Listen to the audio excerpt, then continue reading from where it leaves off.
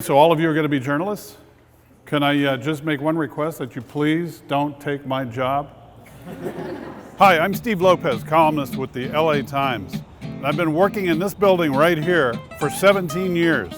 I've lived in a lot of different houses in my life, and there's a problem or two with each and every one of them.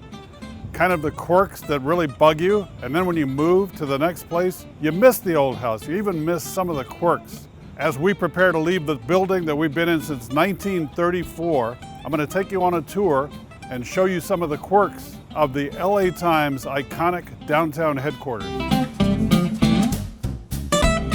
So here we are now above the 6th floor. You could come up here, you could look right across the way here, across the park, and directly through the window of the mayor's office to see if you could get hold of some of the information they're not providing. This is the face of the building that many people might know from seeing that clock up there for so many years. There are two clocks on the LA Times building, and they have not always had the correct time. Okay, here we are now on the south side of the building, and I want to begin by showing you this. I don't know if you could see that. Let me come a little bit closer. Can you see the time? 10:35 a.m., but let's take a look at what the LA Times is telling Los Angeles the time is. 7:32. So we're up here now in what was known as the Chandler apartment. I was never invited to it, by the way. I feel like Geraldo Rivera now. Well, take a look at this. It was apparently a wet bar at one point. Let's see if they still have any beverages. No, it doesn't look too good. This is about all we can do these days. I think it was much better in the old days. Listen, can you hold on just one second? I got to make a quick call.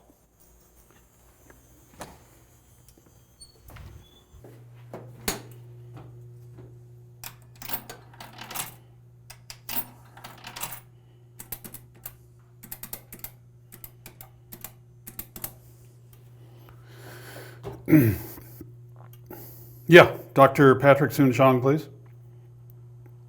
Who's calling? Okay, so here we are now up on the top floor, the 6th floor, and here you see this emblem. I mean, you see all of this wonderful Art Deco design throughout. Here we have the TM. This, some people think, is Tribune Media. It is not. Some people think it's for Times Mirror. No, it really stands for Time to Move. We're going to El Segundo. Or is it El Segundo?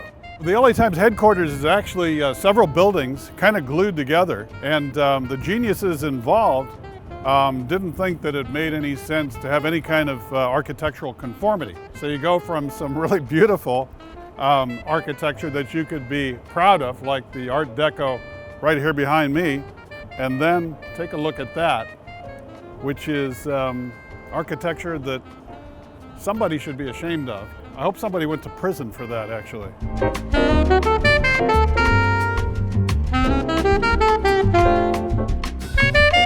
In my experience, and that's 43 years, 7 newspapers, readers are never more passionate about anything than about the comics. Well, this is where the comics were printed for so many years at the LA Times. Right here is where you got your Peanuts and your Beetle Bailey.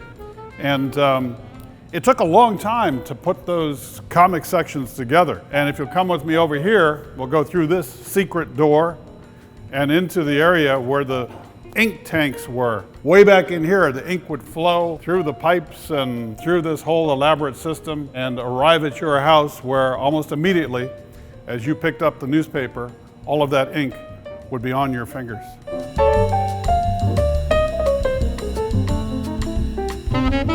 So now we're down in the bowels of the building.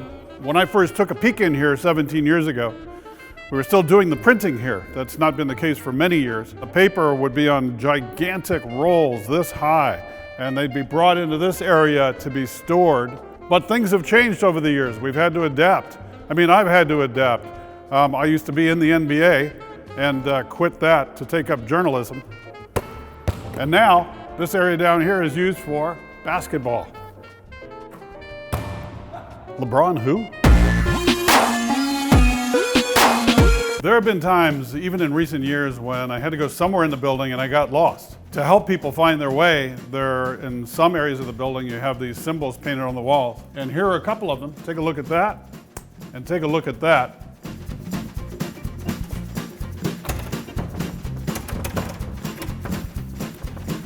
Well, this is actually where the bodies are buried, and we've locked it up until further notice. Actually, I have a story about what is behind that door. Many years ago, when I first got here, we had a brilliant publisher who thought that it was very important to, in the middle of the workday, drop everything and go down to the basement and play some music.